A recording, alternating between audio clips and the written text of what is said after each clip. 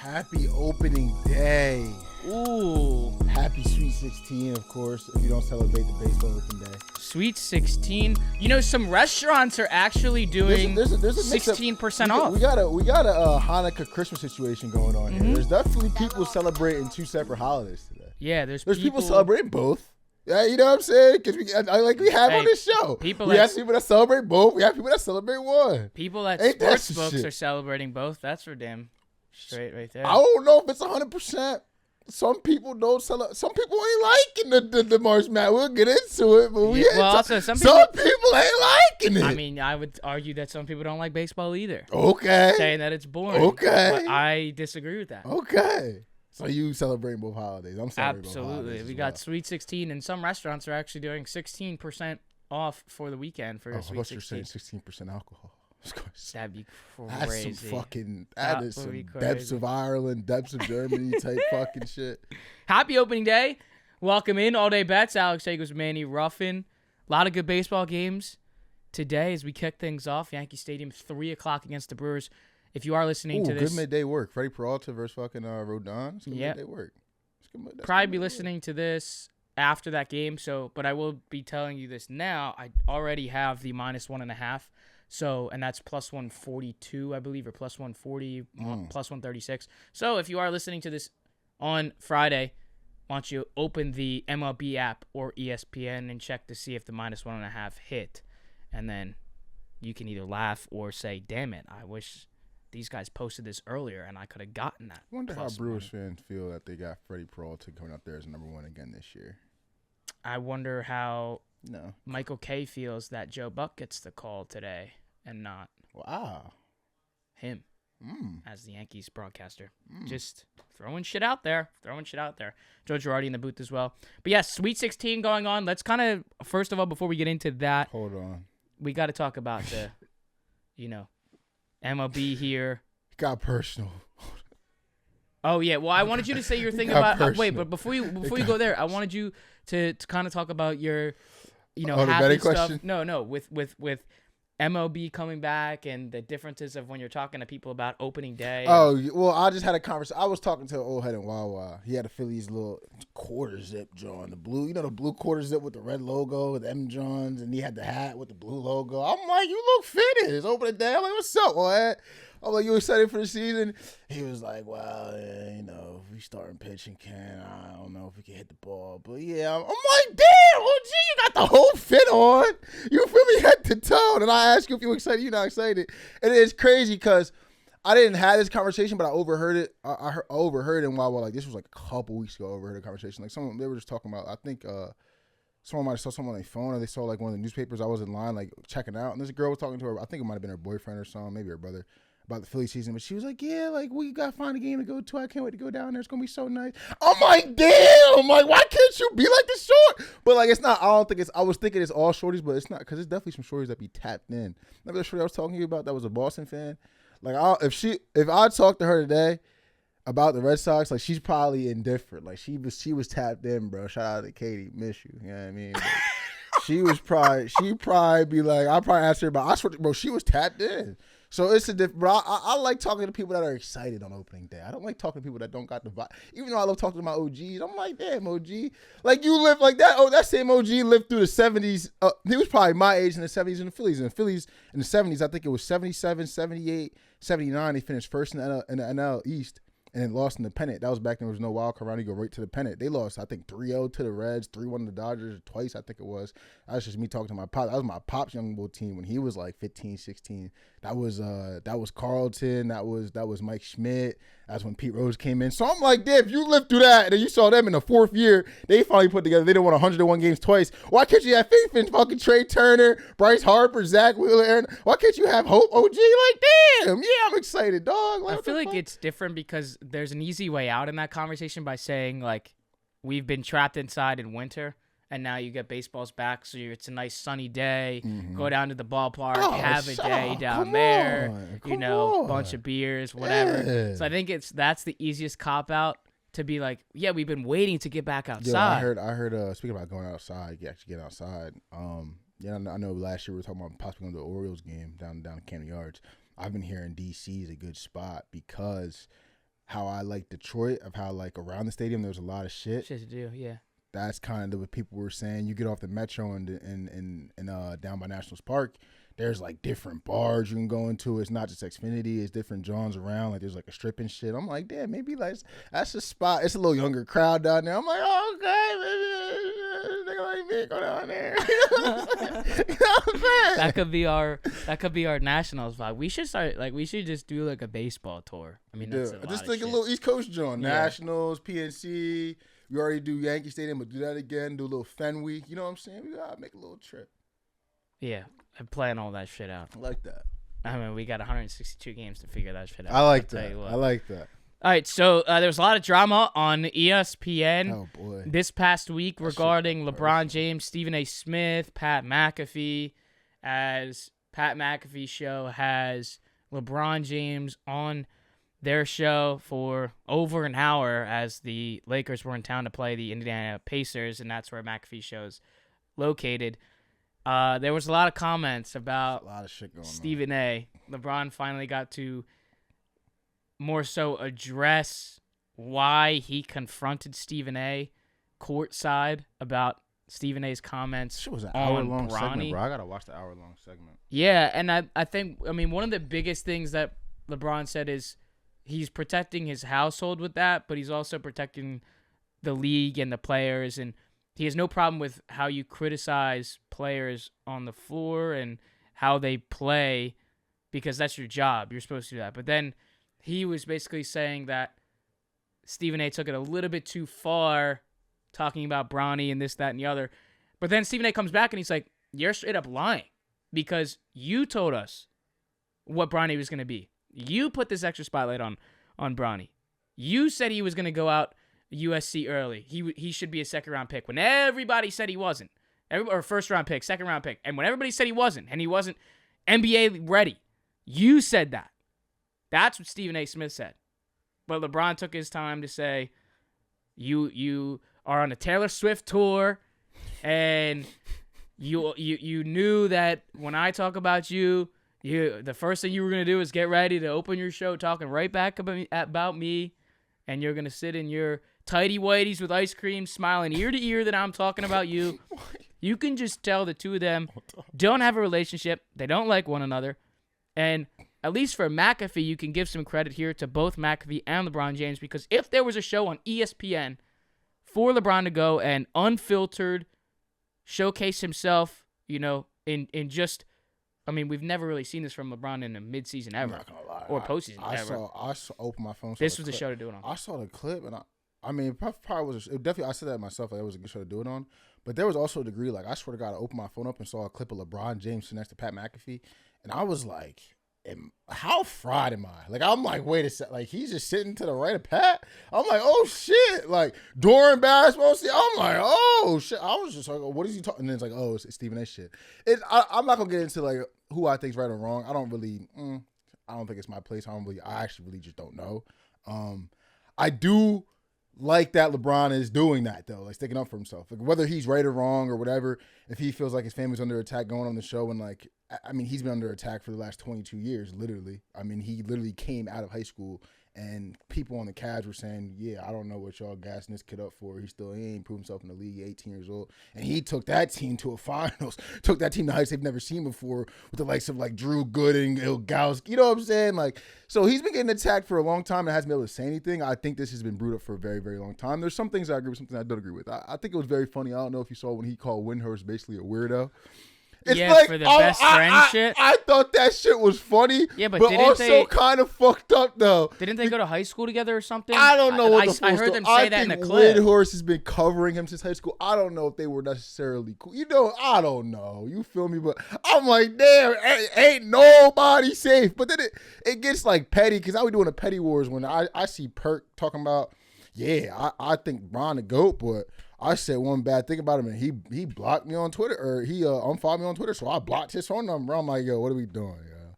Like, even a couple of the draws, like even LeBron saying the shit about Stephen A. like in a tight light with ice cream, like it's funny, but I'm just like, yo, what are we?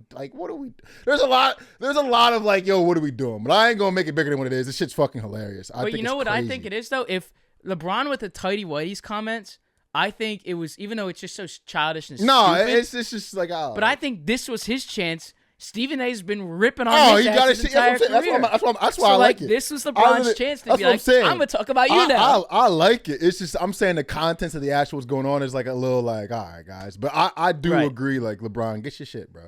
I thought he was going to do it on his podcast, like with JJ. I thought he was going to do it.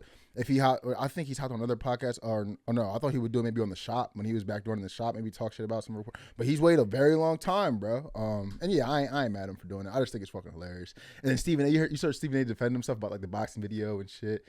And like, bro, I saw a clip of him talking about, because I guess the boxing clip got leaked and he was throwing like weak ass punches. He was like, my rotator cuff was fucked up, and he was like, I'm way farther along physically than I was 10 years ago. I'm like, nigga, you 58 years old, bro. Like, he said, at the same time, I do know 58-year-olds are hot, but of course, and shoot 70s and shit. So maybe you could progress physically until you. But I'm like, man, fucker, you like, let's relax, bro. Let's just relax. He said it. Stephen A said that if he put on the Stephen A Smith show, Stephen A Smith said if LeBron put his hands on him in that confrontation courtside in a timeout, again during a timeout, Stephen A Smith said on his show that he would have punched him. He would have thrown a punch. Supposedly, LeBron said he would have slapped shit out of Stephen A. I didn't see that part of the clip. I didn't see that. But supposedly, that's what warranted Stephen A saying that. Supposedly, I don't know, but supposedly he didn't say that shit for no reason. But so now, I thought he said that shit for no reason. And I was like, yo. But at the same time, why would he be saying that shit for no reason, talking about a 6'9", 250-pound athletic specimen?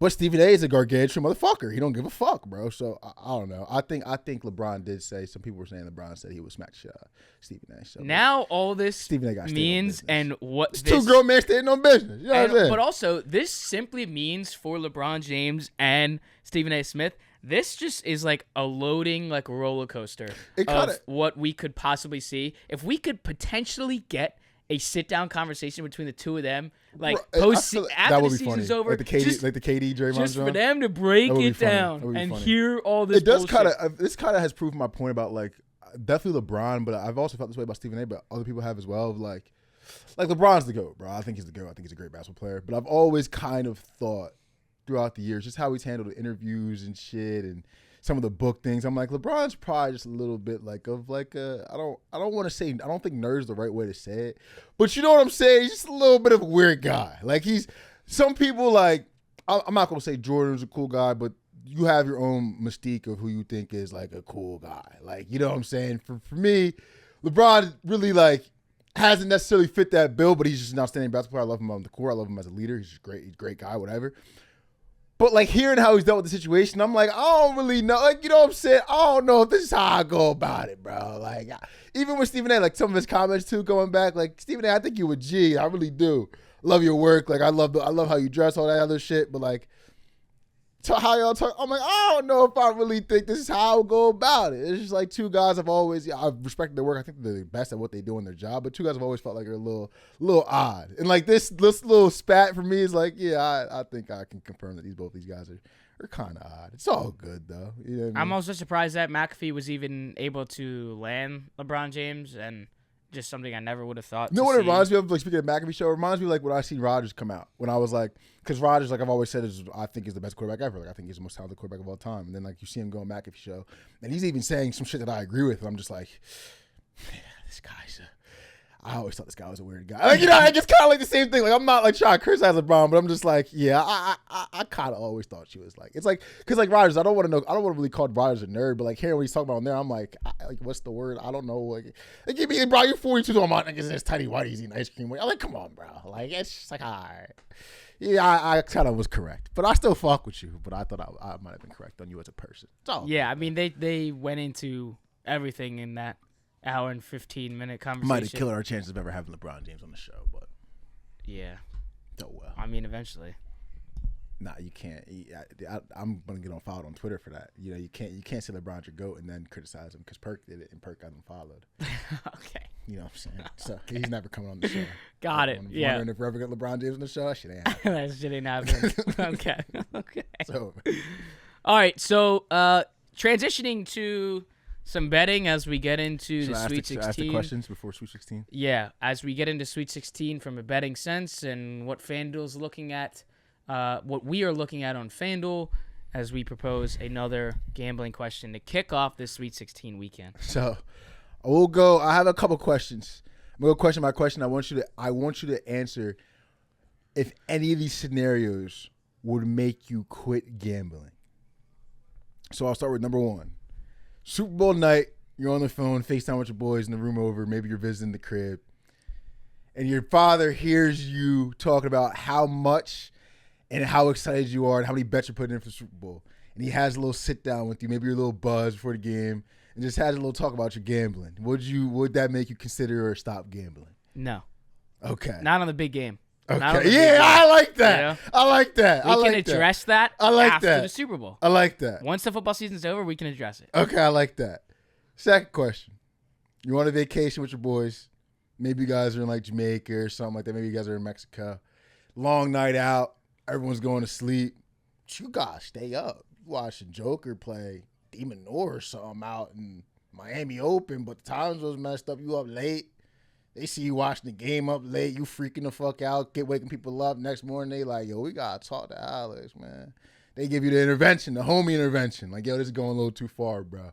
Would you quit gambling at that point? Homie intervention, I think would hit a lot harder than. Oh, for sure. Like, than like parents. No offense. I just think like your homies know you more than. For sure. From, on a Degen level, yeah. Your homies know you best. So I think if there was a homie intervention and it was like, we gotta chill, I think I would. You would tap? I would tap. You would tap? If the homie said like, wow, because like, so I couldn't look at the third example. Wow. Yeah, but I'm talking like if your guys have seen you at your best, your guys have seen you at your worst. So then if they're gonna be the ones that are gonna be telling you that like we should chill for at least a little bit or we should quit, then like I'm obviously gonna hear that out. Mm-hmm. Okay, I like that. So my third one, I thought you were going to say no, I'll get to the third one. The third one was you've gotten into a couple spats with the wife. She might have caught you watching some sports you don't usually watch, getting animated. She might have got pissed off at you at dinner, checking the phone a little too much.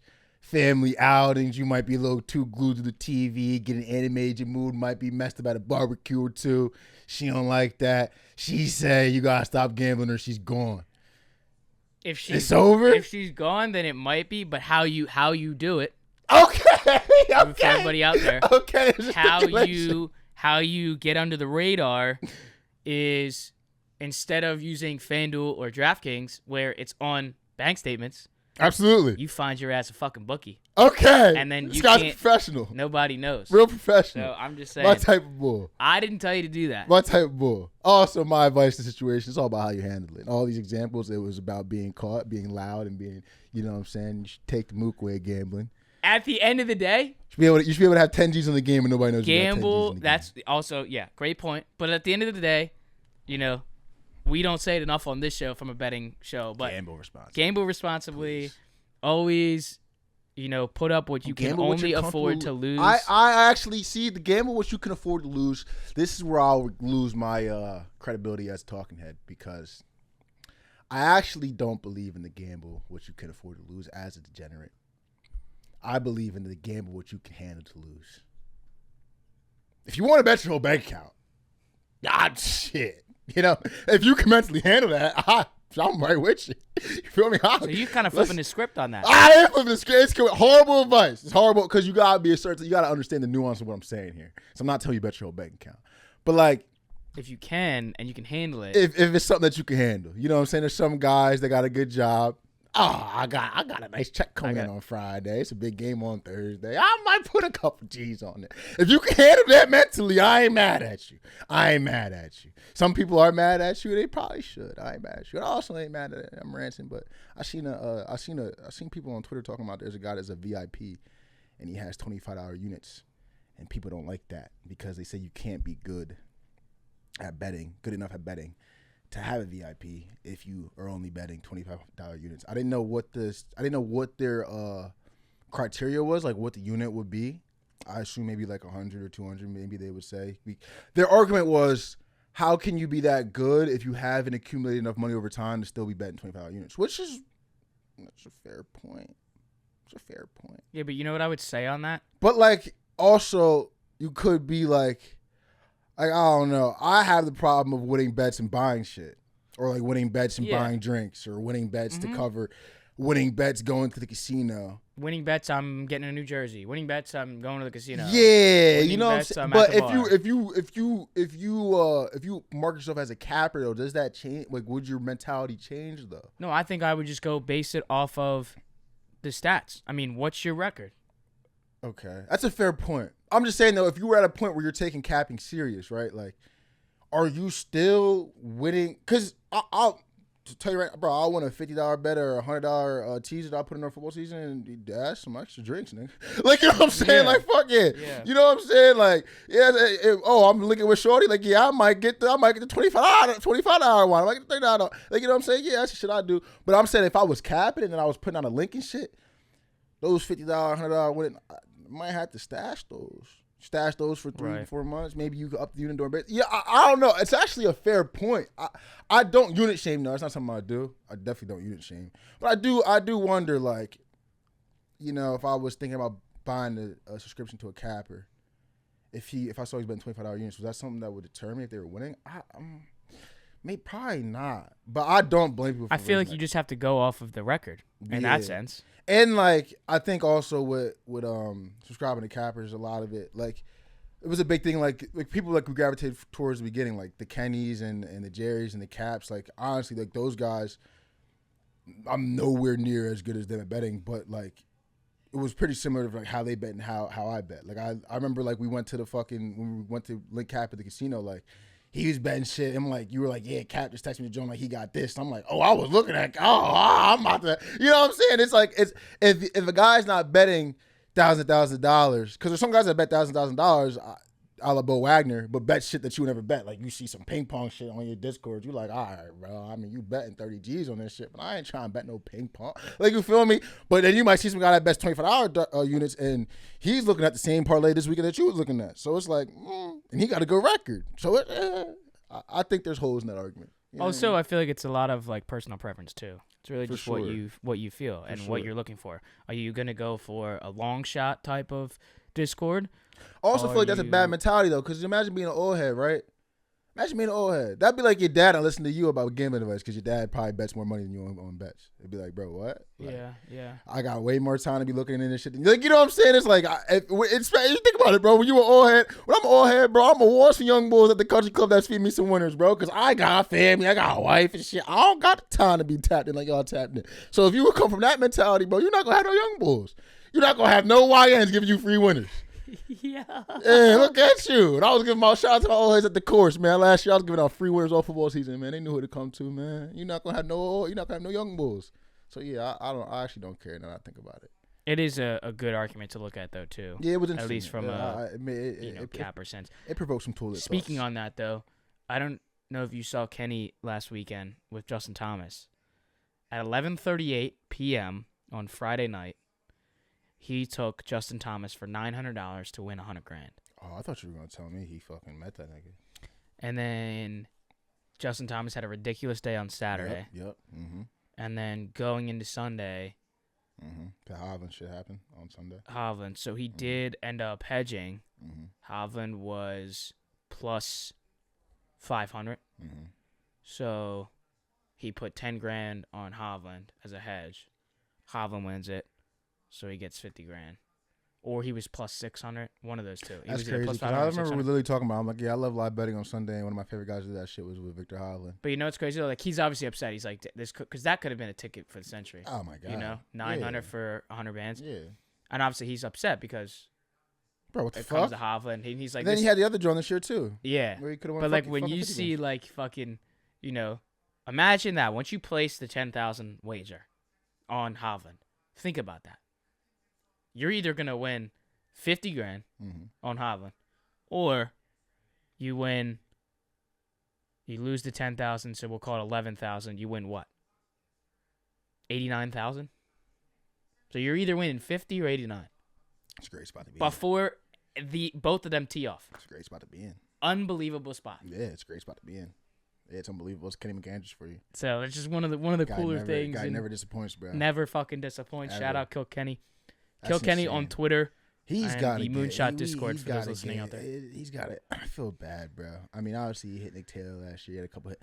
But bro, it was the Yager shit earlier in the year this year, and then JT for the bro. He's due. That's all I'm gonna say. He's due. He's got a nice long shot, and I'm pretty sure he put it on his Twitter. And so also, I hope I'm not leaking too much, but I'm pretty sure he put the max long shot for the Masters. I'm pretty sure he put that on his Twitter. I think he's got. So if y'all looking for bro, I think he's got Z on there too for Masters. I love that. Man, bro, fuck with Kenny, bro. Y'all missing. Yeah, and also like not to go too far into it, but like he also's got BMAT in there, who is. I believe it was like a week or a week and a half ago. He was on an absolute fucking heater. So there's just some BMAT's made me a lot of money, man. I can't even front. And that's not even we're not even being told to say that. So we're just saying that. Okay, so to college basketball and the Sweet 16. This poses the question for the Sweet 16. The 4-1 seeds. If you parlay the 4-1 seeds, your odds are plus 164 on FanDuel. That's Florida to beat Maryland. That's Duke to beat Arizona. Auburn to beat Michigan. And Houston to beat Purdue.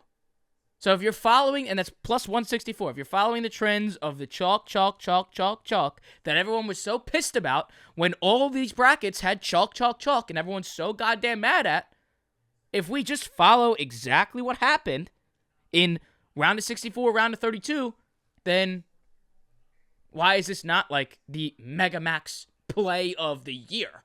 Now, you assume that most books need one of the 1 seeds to lose because obviously everyone's going to be parlaying this. But which 1 seed is it going to be? That's the question. Is Maryland, after the Derek Queen buzzer beater, going to beat Florida? Would it be Purdue to beat Houston? Is it Michigan after their big win? Would they beat Auburn? I don't think so. I don't think Caleb Love gets it done versus Duke. I think it would either be. I think it would be Houston. I think Purdue would have. But if I'm doing it, I feel like I'm taking this 4-leg plus 164, all 1 seeds to win. Absolutely. What's wrong with that? I hope you don't take it. I absolutely would. Who's not losing take that? It. Well, there's one of them has to lose. First of all, you've been gambling long enough. Obviously, some people don't learn. There's Trent, and people love bets like this. You're obviously one of those people, and these bets hit all the fucking time. This could easily hit this weekend. My point is, in all 4 situations, maybe 3, but in all 4 situations, there's things that when you ever put in a favorite and then something starts happening in the game and you're like, wow, there's no way I didn't see this coming. Yeah. For instance, Duke and Arizona, Caleb Love, Final Four. I'm pretty sure that was when Paolo Banchero was there a couple years ago. Mike Krzyzewski was his last game coaching. Caleb Love hits a big shot as a big game versus Duke. Also has a good history versus Duke, obviously, when he was at UNC. So if Caleb Love doesn't do his 1-for-8 start thing and does the 3-for-3 start, 2 threes and the and one, yelling, flexing at the crowd, and Arizona goes out to a 10-2 run, they're getting offensive rebounds, crash the boards, looking inspired, you're like, yeah, how the fuck did I not see that coming? Next one, right? Got Florida. Now, Florida could have easily lost in round of 32. A lot of people, including coaches, felt like they should have lost. Investigation pending, by the way. Investigation but pending. You got Maryland coming in. Now, we're a very small program. Other people have been gassed on Maryland too. But if you listen to the program, I've been talking about this Maryland starting 5 and their ability to control the game. They get hot and they get inspired. They could really scare some teams. You see Derek Queen start going off. You see Julian Reese getting a lot of rebounds. You saw Derek Queen interview say, I need the midgets down low to get some rebounds and get involved. They get involved, play inspired ball. You put that bet after Florida already got scared, and Maryland showing us some fucking promise. You're like, how the fuck did I just bet against Maryland with a straight face? Houston's already got, bro, the Zags were in a bad spot in that game and showed so much life. If you're watching film Purdue, you got a lot of good film in that second half on Houston. You probably feel pretty fucking good as a team that was not supposed to be, I would say, in this position to start the year. They were looking at you to be a 2 seed, 3 seed, a potential 1 seed Purdue early in the year. People were picking them to win the Big Ten. And I think Purdue still thinks they're that kind of team. Painter's been in this situation how many times? You feel me? With how many different players? Edey, Carson Edwards. He's been in position too many times. That's another situation. They come out playing well, coach, good basketball. You see Houston struggling. How the fuck did I not see this? And then I feel like Auburn, right? people were talking about it ad nauseum. That's why 30% of the brackets had Florida, because no team has won a national championship after losing the last 3 or 4 games to end the regular season. That's why 30% of the brackets had Florida winning. You might think it's not. It would have been Michigan, but Michigan's also the team that had a lot of expectations before the year. You know what I'm saying? Some transfers came in, new coach. Looked like the year they could really take a step forward. They still probably think they're that team. You feel me? That good of a team to be able to take down on Auburn. They start losing the game. They down the second half. They start saying the quote. You know how they like to do it. Yeah, you know, Nancy, no teams ever lost 3 of the last 4 games with national championship. You sitting there with the bet and like, damn, why the fuck did I take all? Like, you know, like there's a lot of situations, bro. I feel like you could just be like, why the fuck did I take this? And it's all in one parlay. That's why I don't like it. You feel me? But it obviously could easily hit, man. It's been a chalky tournament, and we can get in that conversation of, you know, we're seeing a lot of people online saying they don't like how it's chalk and all. Like, how do you feel about that? Do you need a lot of upsets for yourself personally watching March Madness to feel like you're watching March Madness? There's a lot of people that do, and I don't know if I necessarily disagree. A lot of people feel like they need to be watching some crazy upsets or a lot of crazy buzzer beaters to be feeling like they're actually watching a true March Madness. Do you agree with those people? No, and I think people say that March is March because you have Cinderella stories. Absolutely. People. Yeah, mm-hmm. I can understand that for sure, but at least coming into this tournament, you cannot tell yourself that you thought there was going to be a shitload of Cinderella stories like the St. Petersburg or whatever it was, St. Peter's, or, you know, like the Fairleigh Dickinson over Purdue. Definitely, you know, watching college basketball this year was a lot of top-heavy conferences. SEC. When you have Florida, your 1 seeds, Florida, Duke, Auburn, and Houston, that's like what we said about UConn last year coming in there. They were like plus 400. And everyone was like, this is UConn's tournament to lose. Mm-hmm. People this year were like, this is Florida's tournament to lose. But all these other 1 seeds, the 3 other 1 seeds, are in a very good position to dominate their region, which is much more different than what we've seen in the past. So this shouldn't be like a complete shock. I think what's more of a shock is that the 1 seeds, the 2 seeds, the 3 seeds, and the 4 seeds all didn't lose in that opening weekend. Mm-hmm. And everybody moved on.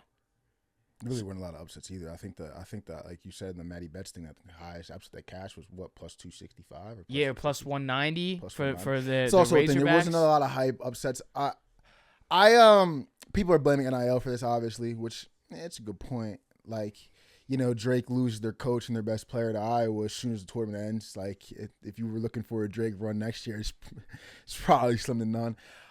I think the hoops down the stretch, I think I've said this on the podcast recently. I think it was like last year, maybe 2 years ago, we were talking about like what's your favorite round, what's your favorite period of the tournament, and I said it was Sweet 16 on, and the Elite 8 I think was my favorite round.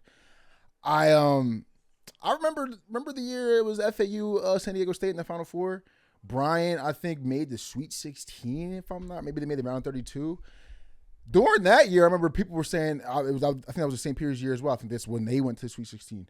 But a lot of people were saying there were so many upsets that the round 32 and Sweet 16 wasn't that interesting. There was teams that you know were going to get blown out. So then you get a Sweet 16 where you look at every single game and you think that there's a legit a case to if you made a case for every single upset to at least cover, I would hear you out. You could make a case for a lot of these upsets to win, and I would hear you out. I think the basketball's going to be great, to be honest. I think seeing Elite 8s and Sweet 16s with a lot of 1 seeds and 2 seeds, seeing potential Elite 8s that are heavy 1-2s, 1-3s, 2-4 matchups, I think that's great. I think it will get great hoops. I think it's just March Madness. I think it's different year to year, man. Like I mean, I just said it. We just seen the year. I mean, Kansas State was an 8 seed that year, and they made a big ass run with Levette, all those guys. That just happened like 2-3 years ago. FDU just happened. What was that 2-3 years ago? UCMB happened. When was that? That was 2020. No, I forget what year there was, but that wasn't too long ago either. I think it's just that there's trends that goes up and down. Obviously, you know, people like to say history's cyclical. Everything likes to come around. I think maybe we'll see some upsets in the next couple of years, but I don't think we need them every single year for the tournament to be good, bro. Because that is I do agree with people that like I do like the upsets, but when people say like the Sweet 16 and round 32 gets boring when there's a bunch of like 13s and 14s in there that you know are gonna get blown out, I do agree, and I do also agree with people that it's a little less exciting when there's no upsets. There's a middle ground. There's definitely a middle ground. I feel like there was a year when I was a young bull. I don't know if you remember, but the 2009 March Madness. That I always bring that up. I brought that up in the early podcast. That was a Steph Curry year. There was like a lot of high seeds that were moving on, but there was also a couple Cinderellas. There's got to be a good mix. This year's definitely a lot of chalk, but a lot of college basketball talking heads and like analysts and stuff were foreseeing this. A lot of the conferences were top heavy. I mean, the SEC was very good, but it was top heavy. As you see, the SEC teams that are still playing, are the teams that are at the top of the SEC. The Big Ten was pretty good, but it was very top heavy. The teams that are still playing are the teams that were at the top of the Big Ten. It was a top heavy year, and it's showing the tournament. And I don't got no problem with it. I think you're gonna get great basketball down the stretch, and I think the Sweet 16 is gonna be great. I think it's gonna be awesome. I think it's gonna make the Elite Eight even better. And obviously, the Final Four national championship, I think, are going to be insane. So I think just to not overlook the SEC that we had this season and not be so, adamant that we need upsets and crazy upsets in March when people are talking about the SEC like it's one of the best conferences that we've ever seen. There's some people like I hate saying like it's a casual take, but it's kind of like a casual take. But like even like there's plenty of casuals that just want to see like good hoops. Like so I don't really say it's like a full casual take, but like it's kind of like I love March Madness. The first weekend's what I really gear up for. There's I think it's those people that are really talking. But also anybody that's watching these games is even not the biggest basketball fan or college basketball fan is still going to be locked into betting on these games. So regardless that you're seeing upsets or not, you're getting basketball on Thursday and Friday opening the tournament from 12 o'clock p.m. to 12 o'clock a.m. Yeah. So how can you complain about that? I mean, at least from a pure fun standpoint of watching these games and enjoying these games with your friends, gambling on these games, I don't really see how it's any different. You just want that 16-1 or that 15-2. Or that 13. I think it was I feel like more years though. Like I feel like there's years where there's more 11 seeds in the mix. There's more 13s. I do kind of agree, but I don't mind it. I don't mind it this year at all. And I like good hoops. I like watching good games. When there's a lot of upsets, there always that lull in the second, third round. I like it when. But also we're getting to the point now where we could possibly see Florida and Auburn. You're telling me you don't want to see that game? That's 2 1 seeds. Yeah. But you'd rather see a 14 there? Like I don't. That's the other thing that we're missing the point on. We still have the possibility of seeing the two best teams in college basketball play against each other in the national championship. Like I don't. And like I mean we still got Arkansas up in this. Yeah. There's no cap. You know what I'm saying? Shout out Patino or shout out to Kyle Perry. I mean we still got some motion. But yeah. There's another section also on FanDuel, Parlay Your Bracket, and they have bracket specials at the bottom of this. So this bracket special on FanDuel says number of number 1 seeds to reach the Final Four. 0 is plus 1,900, 1 is plus 340, 2 is plus 140, 3 is plus 195, and 4, all 4 of them is plus 850. Yeah, so they see like 2 of them. They see 2 of them get knocked out. 2 of them getting knocked out. I kind of agree. Like I said, like this weekend I think it could happen. And definitely, like I mean, next weekend it could easily happen. I would 2 or 3. I don't. Think I also would take. It. I mean, me just if being, all 4 make it, I don't know how many times in history that's happened, but I feel like that would be damn near historical. And I mean, at plus there's 850, a lot of good teams left, man. There's a lot of teams left that were really highly touted that have gone through lulls or had a little hiccup in the season that really think they're that team, man. Like the Michigans and Purdue's in the mix. Like Texas Tech is still in the mix. There's a lot of teams that really think they were that aren't going to go away.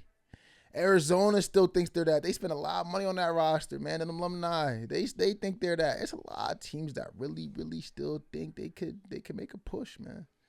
I don't know. I mean, I would at plus 850, I would take a shot at all 4 getting there. I wouldn't be mad at you. I wouldn't be mad at you for 850. For 850, I wouldn't be mad at you. Because then you potentially you have to put a big bag on it. But I just think I have to. You could get in like, but I have to see how many times that's happened, bro, in history. I feel like that is very historical. I feel like I've never seen that. And then I mean, even just your Tennessee, Kentucky, your BYU, Alabama, Michigan State, Ole Miss. Texas Tech, Arkansas. I mean, these are just crazy games that we get to see. Only once have all 4 number 1 seeds made the Final Four since the NCAA tournament expanded to 64 teams in 1985. That was 2008 when Kansas, Memphis, UCLA, North Carolina each advanced to San Antonio. which is crazy because that tournament was insane. That was Derrick Rose Memphis run. That was, correct me if I'm wrong, was that Darren Collison, Kevin Love, UCLA? Correct me if I'm wrong, is that Mario Chalmers Rock Chalk Championship Kansas? Was that Ty Lawson UNC? Haynesboro UNC? Like, that was a legendary year, and that was chalk. That's crazy. It only happened one time. So 850, I don't know if that's something I would take for 850, but if it's only happened once. But this is a year where I think there's like, you know how like all four of those 1 seeds had like crazy players, NBA legends. Like this is, I mean, it's kind of, you got a lot of players on each side. You got Clayton Jr., you got Cooper Flag, you got Broom, even young guys. I think Pettiford could be a guy that plays for a long time. LJ Cryer on Houston. Yeah, it could happen, bro. It could happen. I'm liking Tennessee to cover on Friday, minus Tennessee. 4.5. Yeah, I like Tennessee. I like Tennessee in that matchup.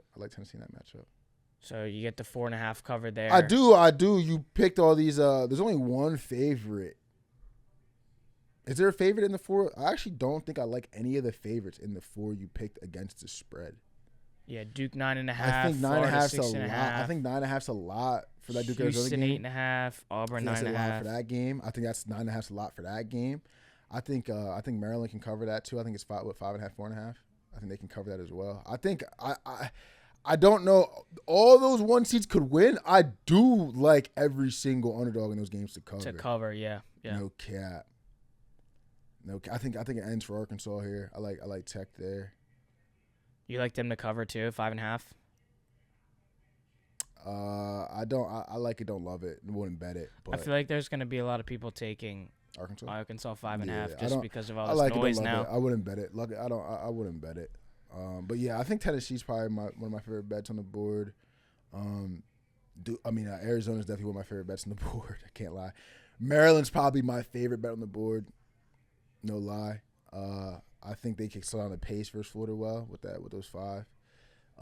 If we stay out of foul trouble, Florida's big, man. That's the thing about Florida. They have a lot of bigs and they're deep at the big position where it might be tough if you get up some offensive rebounds and get in foul trouble. But I think Maryland can cover. I think Maryland wins.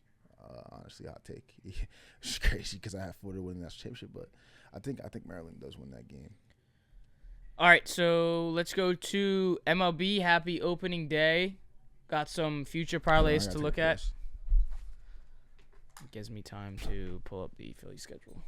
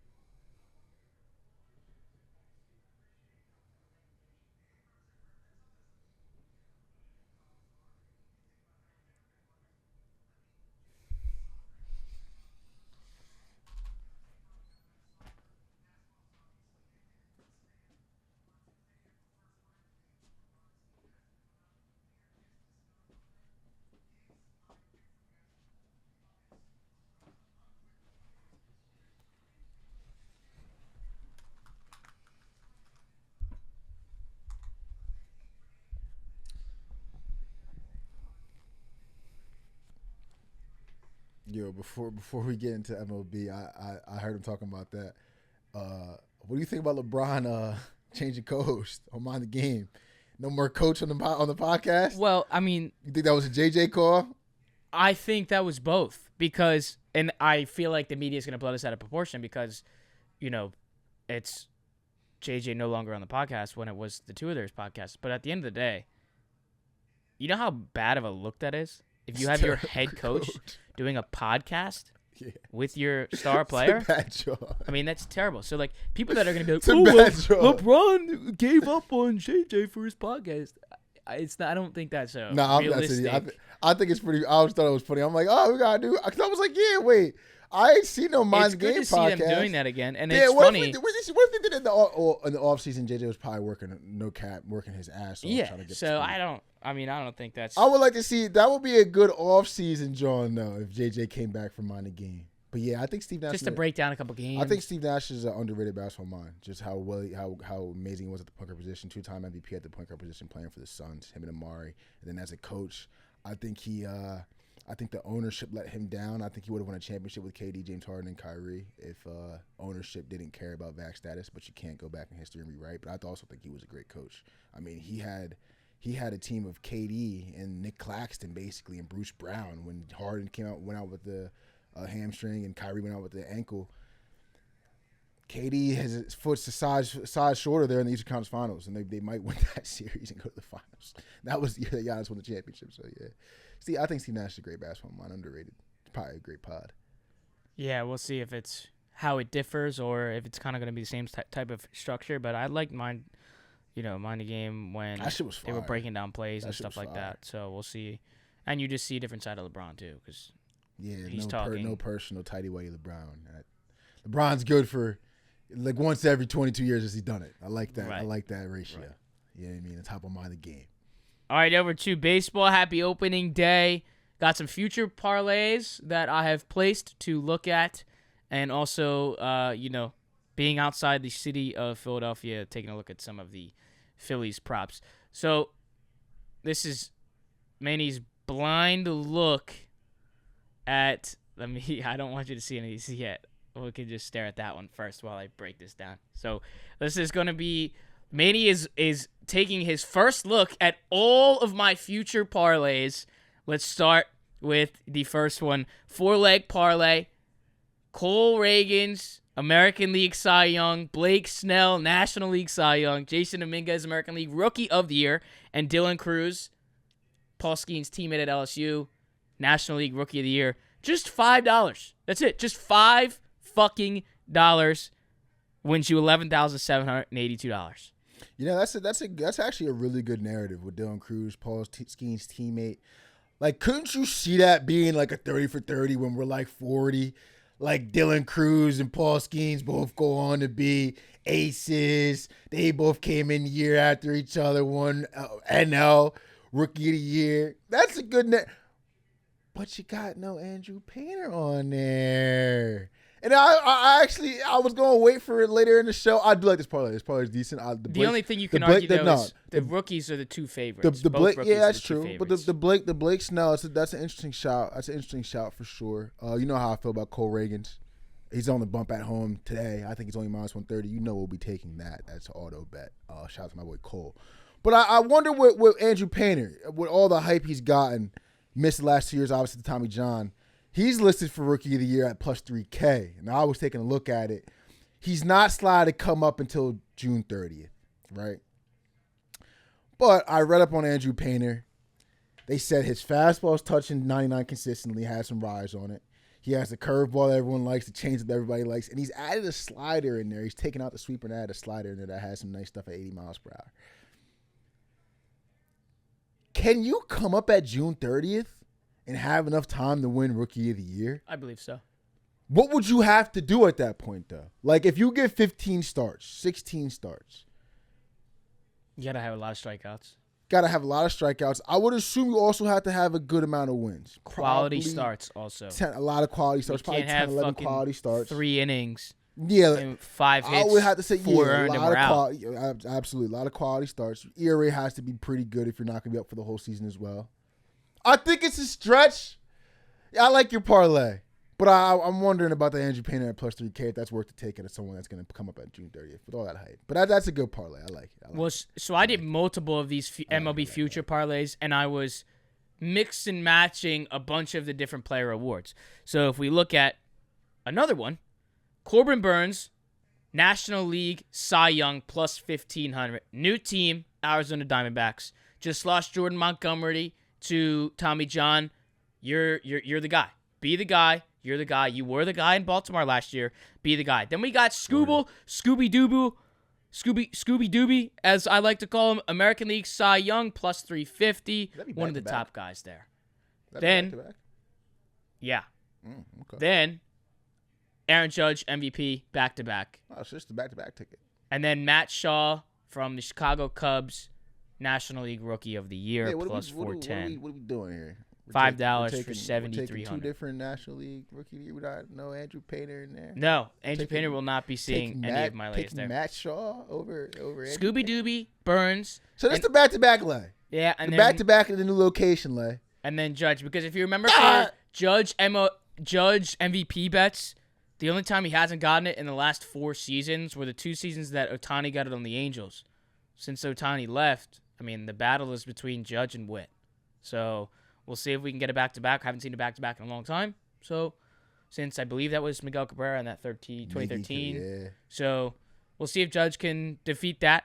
And then we'll go look at one of the MLB specials. It's under the Yankees season specials. The New York Yankees to score 1+ run in every regular season game before the All-Star break, plus 6,000.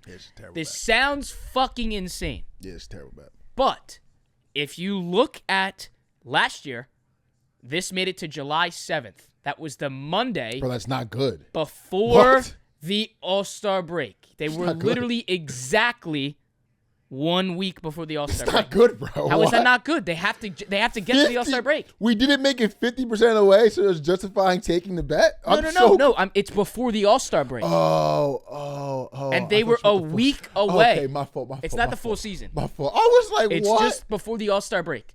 And they were exactly to the day 1 week. Yeah, for $10, it's a good sweat. $10 is a good sweat. That's a good sweat for $10. That's a good sweat for $10. They made it to July 7th. That's a good sweat. The All-Star break was a week after that. So that's a good sweat. At plus 6,000, I think the value is there to just throw a couple bucks, see what the hell happens. That's a good. I respect that $10 sweat. I really do. I do. Now let's get to another one. 4-leg parlay. We're still in the player awards tab.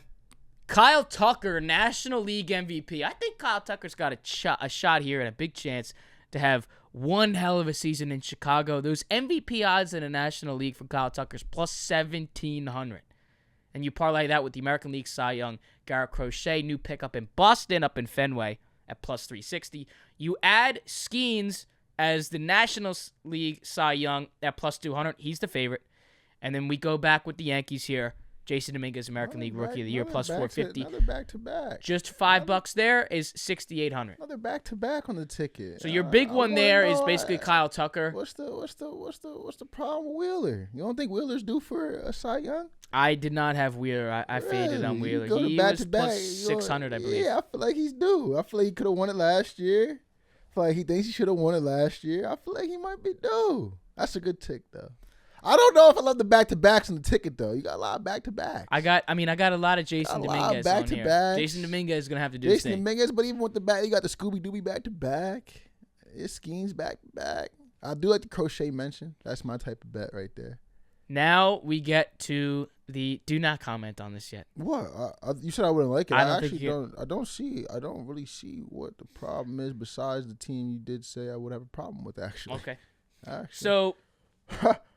5-leg MLB division winner parlay. I normally do this for the football season. Haven't done this in a long time for the MLB season. But here we go.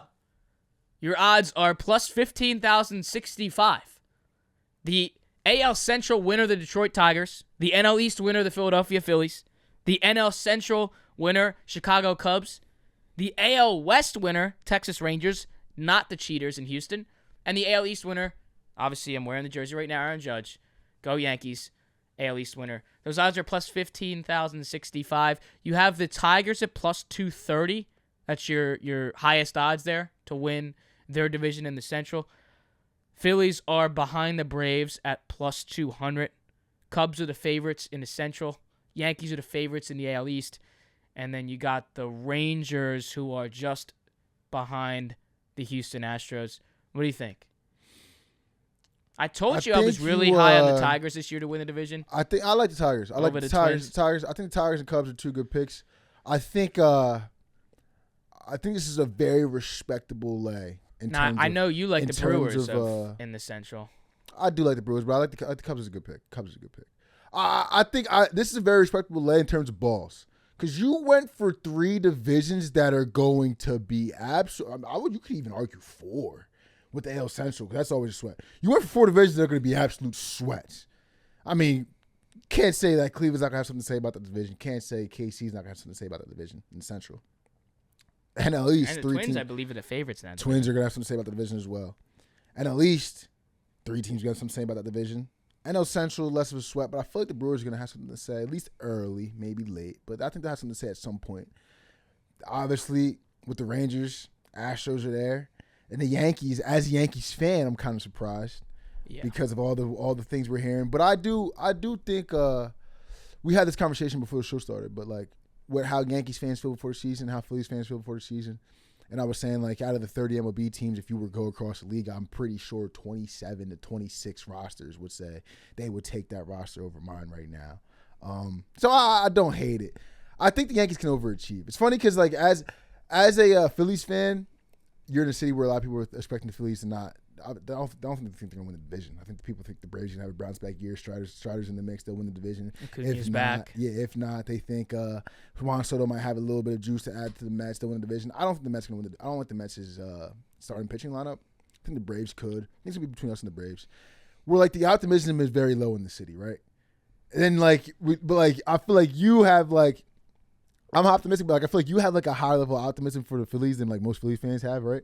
And then like me too, like look at the Yankees, like Yankees fans like talking about all like the injuries and stuff like that, guys starting to start the season, and like a lot of new faces that you're relying on to start the season, young guys and shit. Where like Yankees fans are kind of like, it might be, yeah, I mean, and I'm looking, I'm like, damn, the Yankees, I think the Yankees might overachieve this year. I think they're putting guys in good spots to shine early, and then you get the guys that you know going to play, get them back late. I think it's like, to me, I'm like, it's going to be a nice little Yankee season. It's just funny looking at different sides of things. But I do respect that you have the Phillies, Yankees, and the Rangers on this thing to win the division. I think that's very ballsy out of you. I think it's and funny. tap into the AL Central. That's like a ball knower.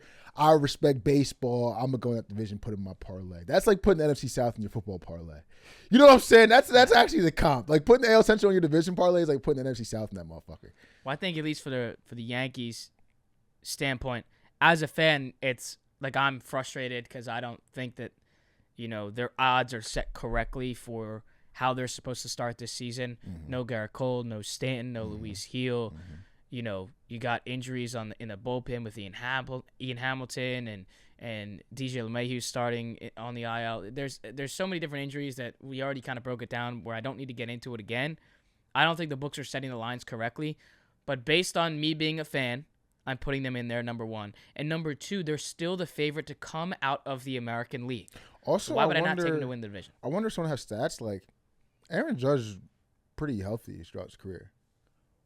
I wonder what his record is just when he starts as a Yankee. Because it might have something to do with it. Like, maybe they just win when Aaron Judge is in the lineup. That's why he's one of those MVPs. Like, maybe they do just find a way. They might not be the best team in MLB, but you stay afloat. You're at the top of the AL East. Maybe you're a game out of first place, 2 games out of first place. Then the guys come back and the rotation gets bolstered up. Maybe the Yankees might be able to. Maybe this might be the year.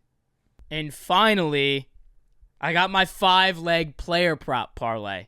This is the one. Here we go. Plus 6,243. Nice.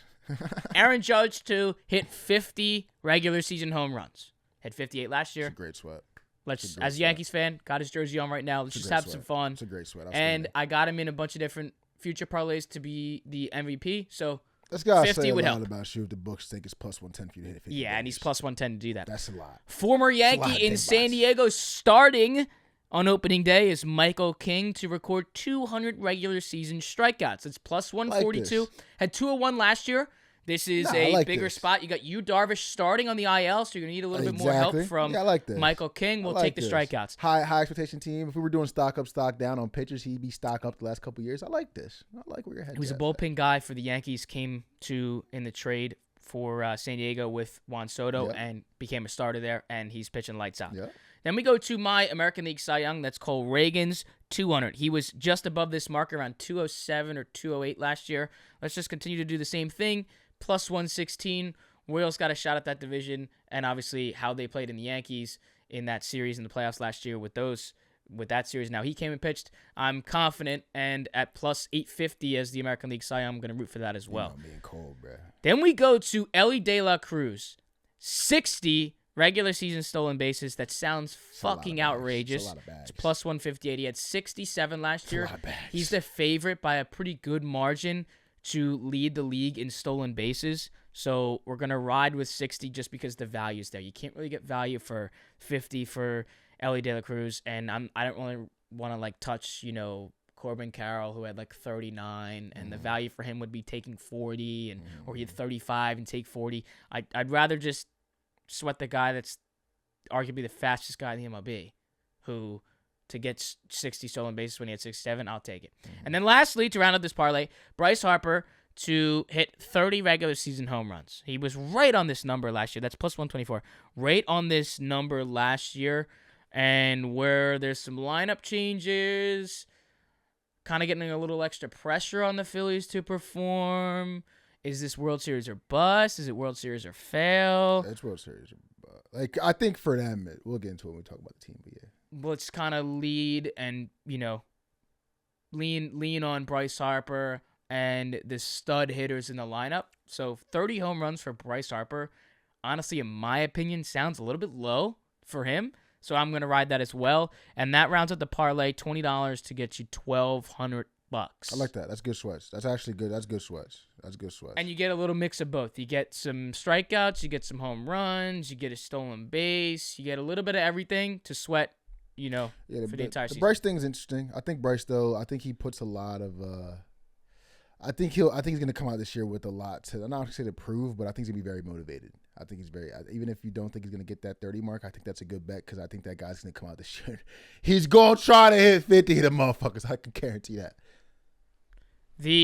On the Phillies standpoint, as we look at the win totals, Philadelphia Phillies season props, the regular season win total for the Philadelphia Phillies is 90.5. You're over sitting at minus 106 and the under at minus 118. How do you feel about that line? Like I feel like it's a sharp line. I think it is a really sharp line. I think it's a sharp because I think the division's gonna play tough.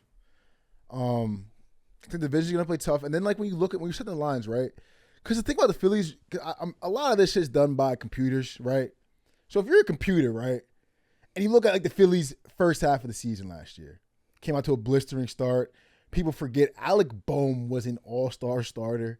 I'm pretty sure Trey Turner, that was around the time he got this ovation. He was hitting above 300, maybe really close. Or maybe he was hitting 295 or something like that. Kyle Schwarber was hitting the ball out the park all over the place. And then the second half of the season started. And the Phillies go 35 and 35. Something like that. Or 35 and 36 or something like that. I feel like the computer's what version of the Phillies is the real version of the Phillies? You feel what I'm saying? I think on paper, if you were on paper and you didn't even watch the Phillies last year, or you don't take into account the Phillies last year, I think you just look at the team they probably win 95 games, 96 games or worse. You know what I'm saying? But you also know it's the Phillies. You feel me? I think they're accounting for that. I think the Phillies hit the over though. I think this is a 93 to 97 win team. I think potentially they could win 102 games. I think they really have that type of potential. But I think this is a 93 to 97 win team. I think you can take that over. It will be uncomfortable for some time. We'll look through the schedule. We can probably find the most uncomfortable parts of that 90 wins. I already got it. But I think you can hit it. But it might get uncomfortable. And if it's late, I hate that for us. So for some MLB teams, it's a full month. That's the hardest month of baseball. Mm-hmm. For the over 90.5 for the Philadelphia Phillies, the hardest 12-game stretch, that's all it is the end of June into early July. Oh, this is pre-All-Star break. Yes, where you get to a 3-game stretch home against the Mets, and then 3 games in Houston, followed by 3 games in Atlanta, followed by 3 hosting the San Diego Padres. That is your hardest stretch of the season right there. We can go through the entire schedule. That is your hardest stretch the entire year. Then you go to San Fran, and then you go to San Diego. People think San Fran and San Diego should be easy outs, but teams that just low-key scare you sometimes in series. I can't lie. That stretch is way go back up. Is this both at? Oh, I was gonna say if they were at Boston, at New York. I'm we had to find a way to go. Yeah, that's tough though. If the pitching matchups line up in those series, that would be fun. Yeah, but that's probably hard. Ooh, wait, that stretch could be tough too. Whoa, wait, hey, yo, Kansas City, L.A., Arizona.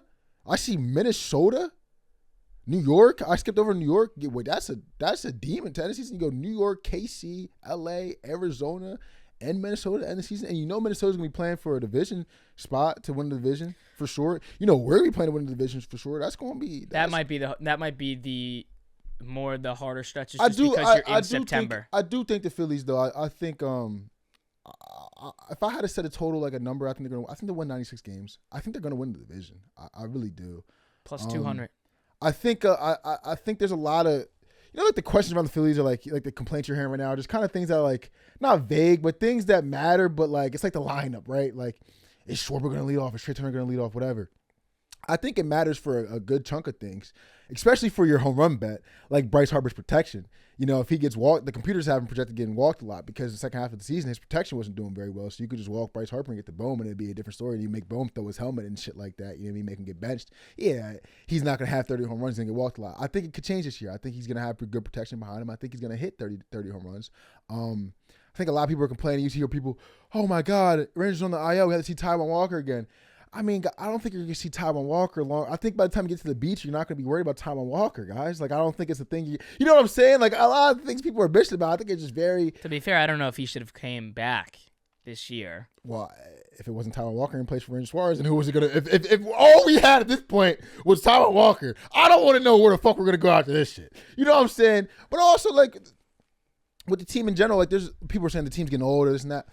There's a lot of good prospects in the mix that could come up this year that could change the team. Like, if Painter comes up and is who we think he is, he could change the rotation.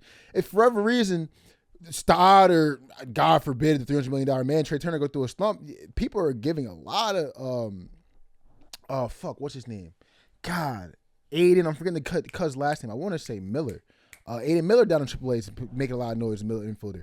If people were complaining about we don't have a right-hander with some pop in the outfield, you got Justin Crawford down in AAA. So if Marsh has a bad start or you can't fit Rojas into some platoon spots, we could just bring up Justin Crawford. Like, there's a lot of shit that could shake up this team. We got fucking JT, an actual backup catcher this year. And Machado, like, we don't have fucking Garrett Stubbs. I love the vibes guy, but he's not the backup platoon catcher where if JT actually gets hurt, deals with injury like he did last year, it's not Stubbs for months and months and months, which was an annoyance last year. I think this team is very good. I do. And I'm really not understanding the concerns. I'm very excited. I don't want to be disappointed in the playoffs again, but like I said, I'll caution you to go talk to your fathers about the 76, 77, 78, 79 Phillies. It happens. And I think this year could be, I really think, you know what I think is going to happen this year? I think Trey Turner's going to have I don't want to say monster year because it won't be monster, but I think he's going to have a very, very good year. I think he hits like 295. I think he gives you like 26 home runs. I saw the stolen base part we looked at last show. It was like 22 and a half or something like that. I think he smokes that. I think he steals 30 bags. I think he has a big year. I really do. I think Bryce Harper's right back in the MVP mix this year. I think Willer wins Cy Young. I think Aaron Nola gives you 185 strikeouts, innings. I think Ranger Suarez comes back and is big. I think Luzardo shows you why he could be a top-end starter in most lineups in MLB as slotting as our fourth guy, maybe sometimes fifth guy. I think Painter comes up, makes a run for Rookie of the Year. I think this team's great, bro. I really do. I think Stott too. Like, Stott was dealing with the elbow shit all second half of last year. Like, even Bohm too. Like, Bohm second half of last year with all, like, I think he was fucking with Aaron K. Nolan. You know what I'm saying? He wasn't hitting the best. He was getting with it. There was some rumors he wanted to perform. You know what I'm saying? I think this year's gonna be more like he wasn't on social media all throughout the offseason. He said he didn't even know he got back in the clubhouse. They was talking about some guys went to this team, went to that team. He said he didn't even know. He was off the gram. He was fucking with EKD. So I'm saying I'm fucking with Bohm coming in this year, and I think B Stott's gonna be healthy. I think we're gonna be good, man. I really think we're gonna be good this year. I heard Alvarado's got some shit going on up there. I think we're gonna be good, man. There's a lot of Phillies fans that want to hear that. There's probably also a lot of Phillies fans that are in disagreement of the offseason moves that the Phillies did this season. But I'm happy about your optimism. Yeah, I think people hate. I think Kepler's a great ball player. I really do. And let's not let one clip of Luzardo throw it. I think Luzardo's a great pitcher. Yeah. I think we got spring training timeout. I think we got some ball players in there. You know what I'm saying? All right. So before we end this, I have to just pull this clip up to watch because I saw it before the season started. Cody Bellinger is now a New York Yankee, as everyone should know by now. But having him talk about the cheating Astros after the Dodgers lost the World Series and now being a Yankee has surfaced in my algorithm on my timeline. And I just wanted to react to this clip as we can kind of remember what those cheating Astros really, really did and remember that time in baseball and what that looked like for this team. Let's just go take a listen. I thought the apologies were whatever. I thought Jim Crane's was weak. I thought Manfred's punishment was weak, giving him immunity. I mean, these guys were cheating for 3 years. I think what people don't realize is Altuve stole an MVP from Judge in 17. Everyone knows they stole the ring from us. I don't know what human hits a walk-off home run against Aroldis Chapman to send your team to the World Series. And one has the thought to say, don't rip my jersey off. But two, go in the tunnel, change your shirt, and then come out and do your interview. Like that makes no sense to me. Like, those was my guys. That shit is so Makes zero sense to funny, me. Because I know me. Gary Sanchez said yesterday, you can rip my shirt off, my pants off. I sent my team the World Series off for Aroldis Chapman. And the ninth inning at home, you can do, Yo, that's the fact, though. that Like, shit people is don't so remember that. funny, Like, and bro. maybe it's not that they forgot that. It's just like maybe we forgot that over time. Altuve rounded third and really held his jersey close and closed it and put his finger up and said, no, don't touch the jersey, don't touch the jersey, and then ran into the dugout and then changed and then came out into this post-game interview. That's just insane. Like, that time of baseball, and obviously, like, it just stings more being a Yankee fan, but, like, just thinking about that as a whole, as just a regular baseball fan, that's fucking crazy. Fuck with you. Crazy. They We was cannot cash- let what they did, like, just be forgotten. I'll never forget it because they was cashing me the fuck out. Yeah, you had Astros, That shit man. was God shameless, but I damn. can't lie. For 3 straight years, they was cashing me the fuck out, bro. I can't lie. Every playoffs, I was loving them motherfuckers. Bro, those was my guys, bro. They had Verlander on the bump. I was drinking the Korean Kool-Aid. George Springer was my favorite outfielder. I loved Altuve. Bro, that shit is so funny. It was hilarious when it came out that they were cheating, and my roommate hit me up for my freshman year of college and was like, yo, like, I remember every game in October when you were like, I'm taking the Astros, and you were so hyped to be you were basically an Astros fan, and they was cheating for the bag the whole time. Bro, it's crazy. Like, I obviously don't fuck with them for cheating, but I love them niggas, bro. They my gosh. And I got beers, Altuve beers on me, whatever, Bregman, whatever, Correa, whatever. Y'all was keeping me turned up. Y'all was paying for beers. Y'all was paying for bug. Y'all was paying for all that off the cheating shit. Fuck y'all for cheating, for real. No cap. Y'all dirty for that. I ain't gonna lie. And the way y'all was cheating too, beating the trash can loud as shit, y'all was dirty for that. But I fuck with y'all for at least keeping a young freshman college kid fed. No cap, 'cause that's what y'all was doing during that year. But fuck y'all, though. It's fuck y'all, but I fuck with y'all. I would say the same thing to y'all faces. I bought you a beer, too. I'm not even gonna cap. Yeah, I buy you the beer and Yeah, then you say cheating, fuck you for cheating. motherfucker. But you Yeah. here, this is want me a lot of the money. money you got me. Yeah, for you know what I'm winning. saying? You cheating ass motherfucker. Fuck you. Yeah. Still and always will be fuck the We all, Astros. hey, we all know a sandbagger that we play with. You know what I'm Yeah. saying? We all know. But hey, I mean, I just wouldn't have expected a slap on the wrist for no, that's one crazy. of the That's crazy. craziest That's cheating crazy. scandals That's crazy. in all of They, baseball. they still have the banner and shit, right? Too. Yeah. That's crazy. That's crazy. That's crazy. What a I feel joke. like they should have took all that shit away. No cap. Because you know what I'm saying? Selfishly, I can keep the money. Yeah, the bookie can't come back and get the money from me, bro. But yeah, don't let him get the chip and all that. That's fucked up, bro. You can't give it to somebody, but it could be a little. That's a nice, like, if you go into a baseball museum and they have like all the years of the trophies and who won it, and like you see like the little thing that's like don't have a trophy. Like, Dad, why is no trophy? Oh, these cheating ass niggas. Let me tell You're you gonna about- learn. You know You're what I'm gonna saying? I learn wish they would have about the vacated. cheaters. I actually do wish they would have vacated the chip. Not all jokes aside, I don't fuck with them, bro. All jokes That would aside. have been the most fair jokes thing, I aside. believe. But I do have an opening day 3-leg parlay that you might like, honestly. That you actually honestly might like. There's the Phillies money line versus Nationals. There's the Yankees money line versus Brewers, which is a little bit of a scary bet. I'm not gonna lie, a little bit of a scary bet. But I think the Yankees should be more like minus 155, close to minus 160 today. I don't want to take a chance in the parlay.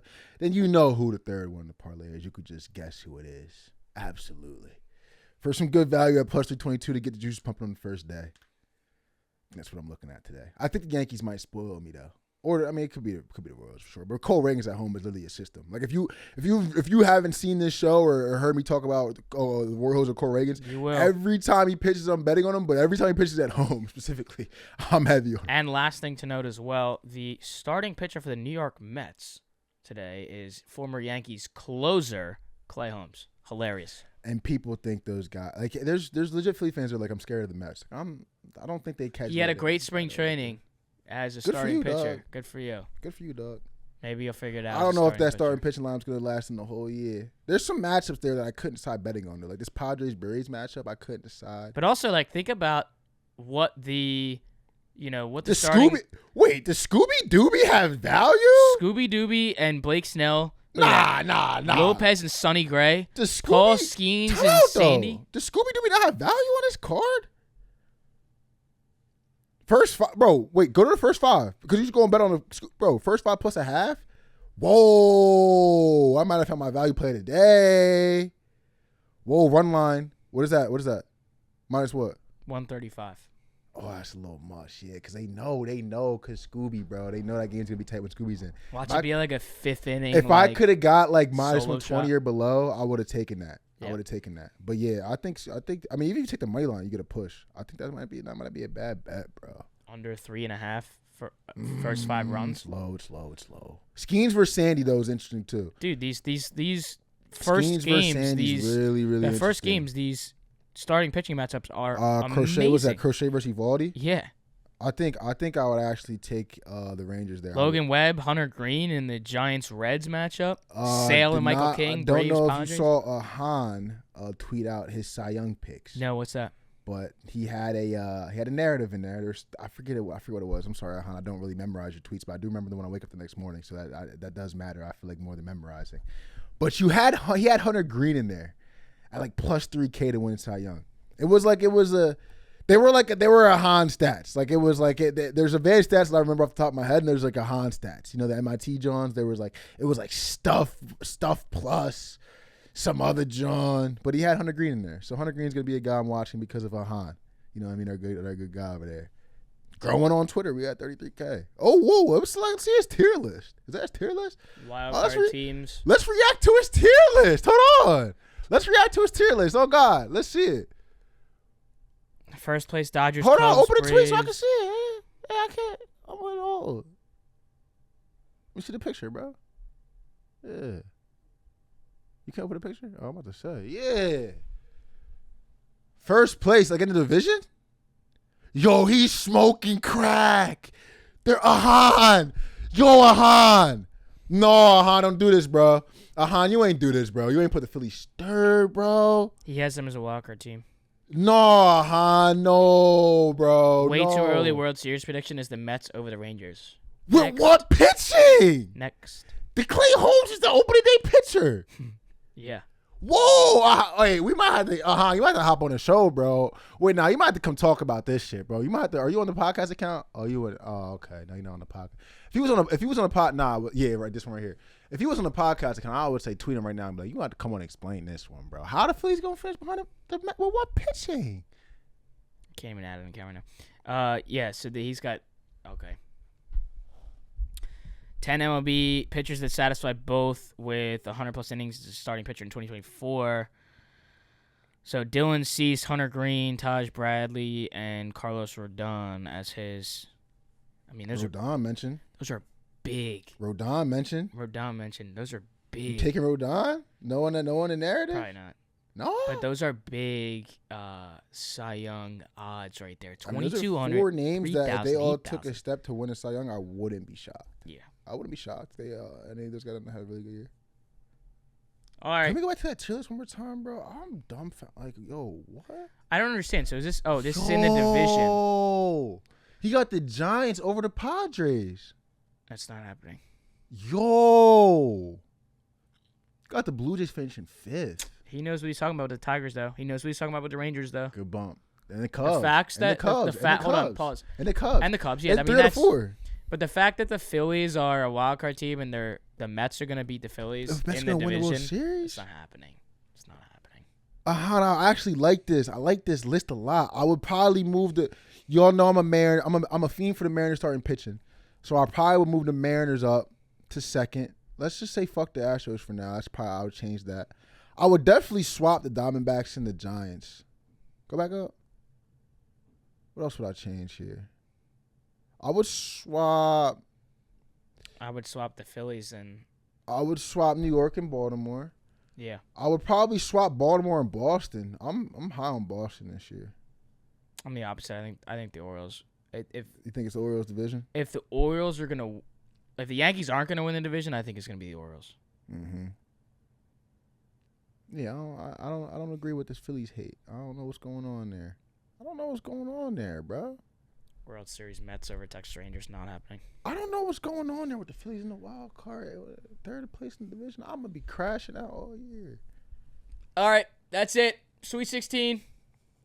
16% off on restaurants and bars, possibly. I've seen a bunch of tweets on that, so What? do with that information. Yeah, Little Anthony's is doing 16% off orders over $45 this weekend. That's fire. It's What's pretty that? A little fucking $10 off, $15 off. Yeah. Shit. Pretty fucking awesome. Yeah. MLB opening day, opening weekend. Make sure to lock in your bets and please watch some baseball this weekend because the warm weather's almost here, which means we're back in the baseball parks and we are enjoying ice cold beer, ice cold mixed drinks, getting fucked up, betting Nerfies, and watching great baseball. So Actually, think about that. I don't know if I'm gonna continue getting the Red Octobers. I think I'm just gonna do the vodka lemonades with water Are as a top. Are they sugar. pouring them shits? Are they? You gotta order a double, which is like fucking $30. But bro, just what I'm saying about the Red Octobers. You order the double Red October. Shit's expensive as fuck, and I still feel like I'm drinking a fucking Capri Sun. Yeah, well, I gotta put a little bit of water in there to dilute all the goddamn sugar, so I don't have a sugar hangover. No, you gotta bring a fucking vodka little shot thing in there and pour it in the mug. Cause bro, they put it in the. They don't pour you the double shot. They put it in the fucking thing. At least when I got a Red October, there was like a jug, like a cooler jug, and I was like, let me get a Red October, and they literally poured it out of the cooler jug. And I was like, how is this a double Red October if you're just pouring it out of the cooler? You should give me 2 shots. And you should look at me in the face and say I'm a 25-year-old man and be like, yeah, let me give him 3.5. You know what I'm saying? Yeah. You feel me? Something with that. Maybe we'll just find plastic flasks to bring in. Yeah, I got my Then doesn't get picked up on that. Maybe if the Red metal October, detector. maybe if they change the Red October cups and they look fire this year, but I might be satisfied by my one souvenir cup. Because I was on the run when I was forgetting souvenir cups, so I wanted it really bad. And Yeah, I was on the run. Every time I would go, I would be more disappointed about how fucking non-double shotty the fucking double shot Red October was. For fucking $30. Thank you very much. Right. Yeah. I guess I mean a beer is fucking $22 anyway. Yeah, 18, 19, something like that. I'm still ready for it. Gotta I'm get still ready alcohol. for it. Gotta get alcohol poisoning before you go in the stadium. At the tailgate. I mean, yeah, but I also I like was to drink fu- something at the- during the game. The morning tailgate, I was fucked up. When we went to the morning tailgate, I was fucked up. Yeah. I was sitting there in that lawn chair. I was fucked up. And we're doing it I again. looked at my phone. It was like 10:30 in This the time morning. we'll have to do it at Billy's because, you can't really tailgate up there. Yeah. I we do can't, enjoy we myself can't do the tailgate. pre at, but we gotta do the post at Billy's. You can't do the pre at Billy's, bro, because the hoes not really there at the pre, bro. I remember the pre. Well, we guess we did the pre at Billy's last time. Remember It was wasn't- quiet though. It was The camera out, got yelled at. and it was like them drinks was crazy for a pre. Yeah, well, it's New York. Them drinks was crazy for a pre. Be like that. Them drinks was crazy for a pre. We about to Seeing, find like, $86. We about to go to the depths of the. We about to go back down to the bodega, find a little spot down at the bodega. They might have the Modelos for $5 down there. You know what I'm saying? You go to Corner Billy's after store. the game. All right. Scout the honeys. If you watch this on YouTube, make sure to drop a like, comment. Do not forget to hit that subscribe button. Apple Podcast, Spotify listeners. Scroll to the bottom, hit those ratings, and also hit some bets this weekend. We appreciate the hell out of you guys. Sweet 16. We got some parlays. Watch the 1 seeds. Also, take the -1.5 this weekend, too, in the MLB. Alex Jacobs, Manny Ruffin, all day bets. Happy opening day. Happy Sweet 16. Talk to you soon.